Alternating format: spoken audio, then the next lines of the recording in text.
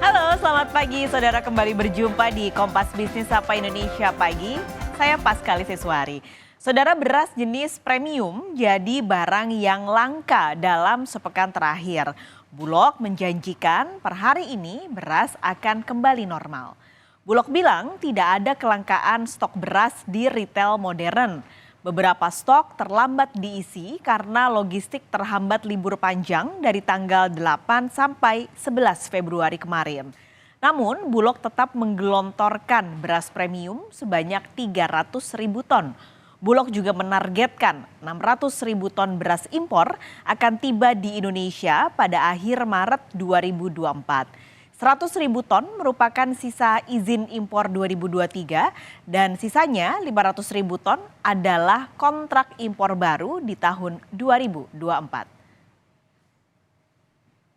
Sementara di Tegal, Jawa Tengah, harga beras terus naik dan sudah terjadi selama 2 pekan terakhir.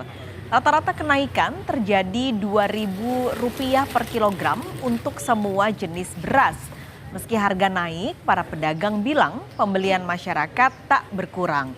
Untuk menekan kenaikan harga beras, Bulog cabang Tegal, Jawa Tengah menggelontorkan beras murah kemasan 5 kg atau beras SPHP. Distribusi dilakukan melalui kios pengecer agar tidak dijual lagi, melainkan hanya untuk memenuhi permintaan konsumen.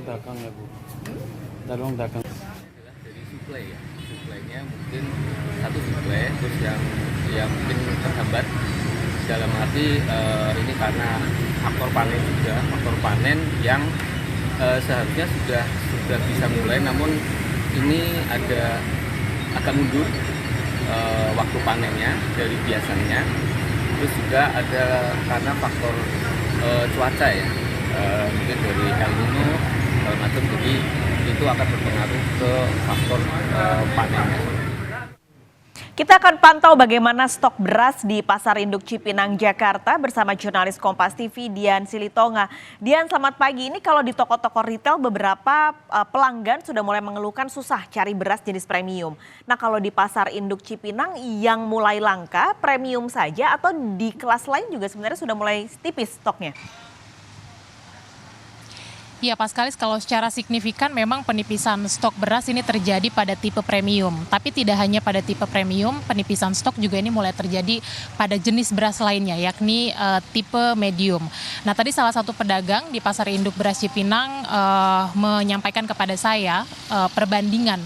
Kalau biasanya selama sepekan, ia bisa menjual beras jenis atau tipe premium sebanyak 100 hingga 120 ton, tapi beberapa waktu terakhir ia hanya berhasil menjual beras tipe premium ini sebanyak 30 ton saja. Artinya memang ada penurunan yang cukup signifikan, penipisan stok lebih dari 50% atau sekitar 70% begitu ya penipisan stoknya. Nah, karena stok mulai menipis tetapi permintaan masyarakat tetap tinggi, hal ini kemudian mendorong adanya kenaikan harga pada beras.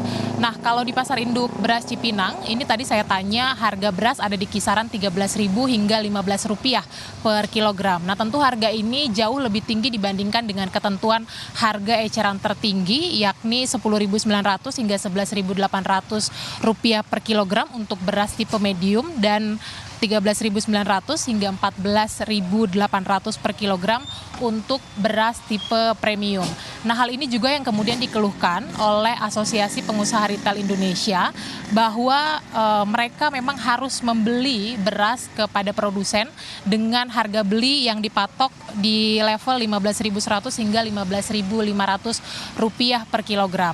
Nah, sehingga untuk mengantisipasi kestabilan harga, kemudian juga stok beras di retail modern, Aprindo kemudian mengimbau agar pemerintah memberikan relaksasi harga.